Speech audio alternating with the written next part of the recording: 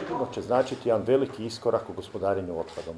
Znači, mi ćemo za 9 mjeseci, tvrtka MEPRO će izgraditi jedno moderno postrojenje, sortirnicu za reciklabilni otpad.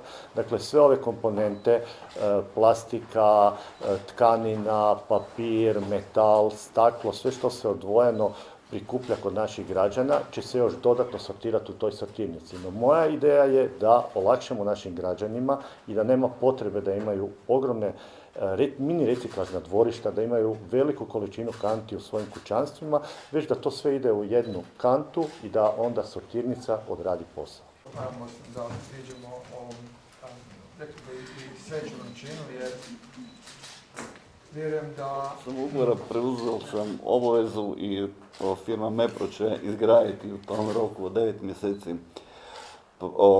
taj objekt sortirnicu.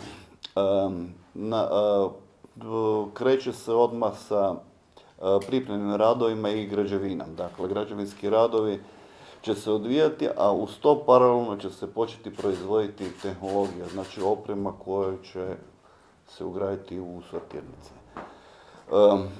Obzirom na današnje stanje na tržištu i problema sa rokovima isporuke materijala, razgovarali smo već prije sa našim partnerima, osigurali, rekao bih, većinu potrebnih materijala i opreme, tako da vjerujem da će to biti u tom roku i realizirano.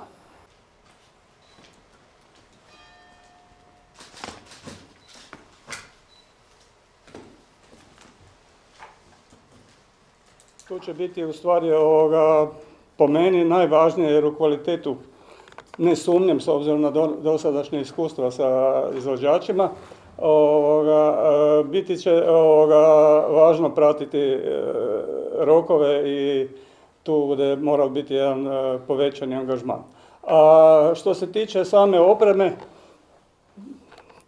to je ono isto